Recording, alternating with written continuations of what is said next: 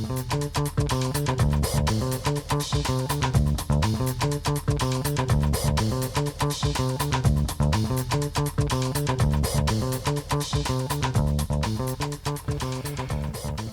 and congratulations on your purchase of the R8200 open tower rack system, the adaptable and functional open rack.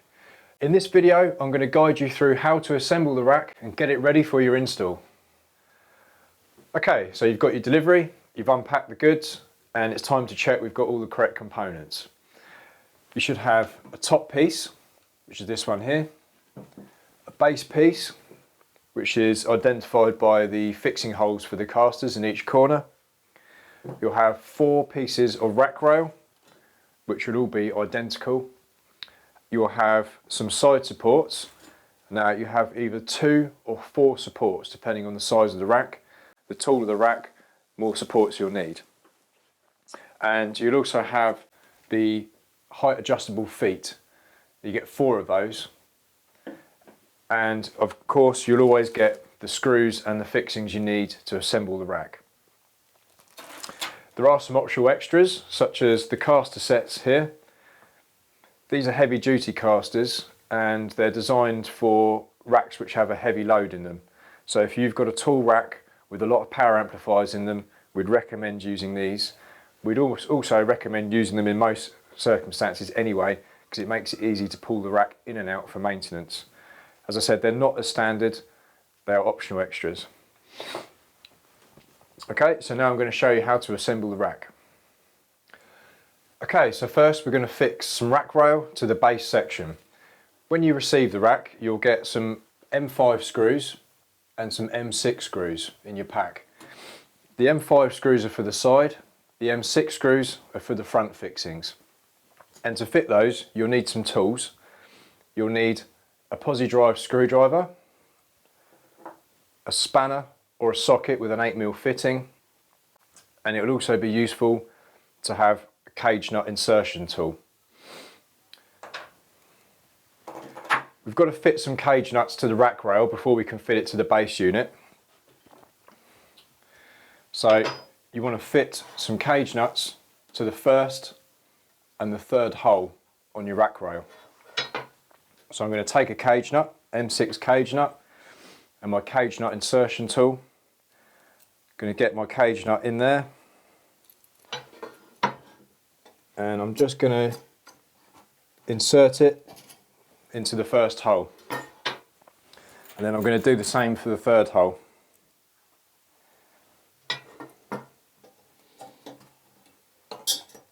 Okay, so that's ready. That's got cage nuts in the first and the third hole.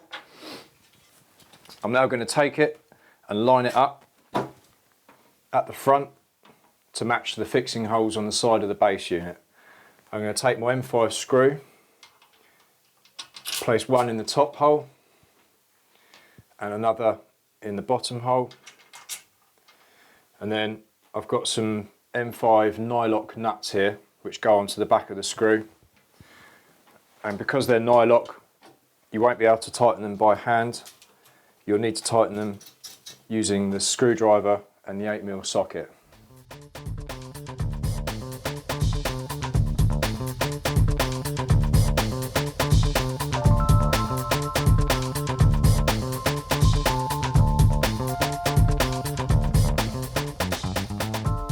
Now I've got my M5 screws in and I've got my M6 cage nuts in. I just need to put some M6 screws into the front.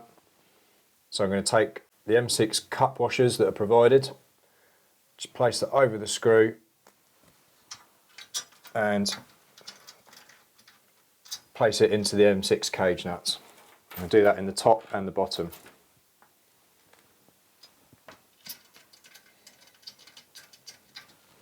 And then tighten up using the screwdriver.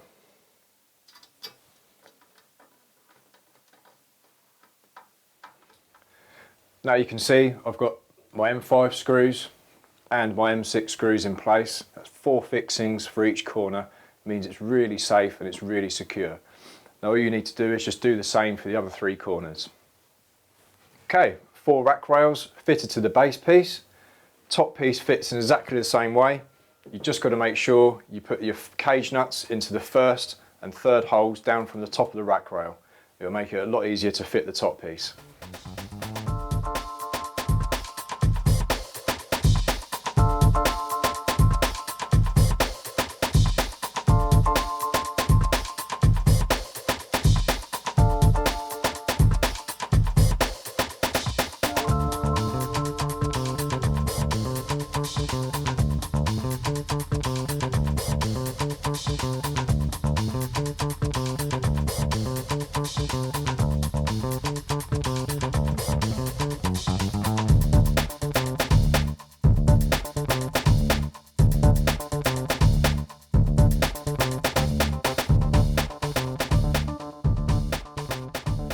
So top piece is now fitted, and now we've got all four corners fitted, top and bottom. You can see what a difference it makes having 4 screws in each corner. It becomes really sturdy and there's absolutely no wobble in the rack at all. So now I'm going to show you how to fix our side supports. These side supports are not really essential if you're installing very light equipment into the rack. But anything heavy like power amplifiers and other equipment that's going to be adding weight to the rack, you really should be installing them before you put any equipment in to add extra strength. As mentioned before, you'll get either 2 or 4 side supports depending on the height of the rack. This one here is quite small, so it only needs 2, 1 on each side. They're fitted to the outside of the rack, and you can see the fixing holes are along the edge of the rack rail here. It's good practice to have them equal distance from the top and the bottom panels. So I'm going to show you how to fit them now.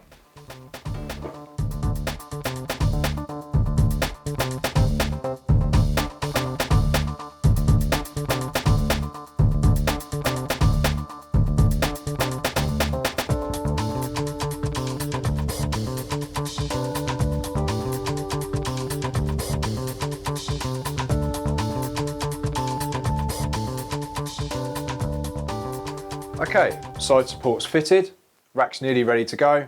All we've got to do is fit the feet. These feet are height adjustable, but they're also stabilising as well. So if you've got an uneven surface, these will take care of it. And they're mega easy to fit as well. All you've got to do is tip the rack onto its side. And you can see here, there's some threaded holes for castors as well as feet. These feet just screw straight in to the largest thread on the bottom of the rack. And it doesn't matter which corner you put which foot. And you just screw them in as far as you want them to go, and that gives you the height. If you want the rack lower, you screw them in further. If you want it higher, you take them out a bit. And then just repeat the process for the other 3 corners. If you're using the castors, these ones here, they're even easier to fit. You get a pack of screws and they just screw straight into the threaded holes at the bottom. No nuts needed.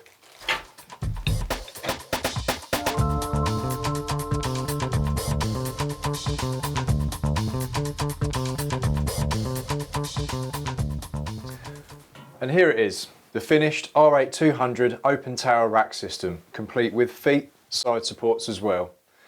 For more details on where you can buy accessories for this rack, please check out the description below the video. Thanks for watching, and I'll see you next time.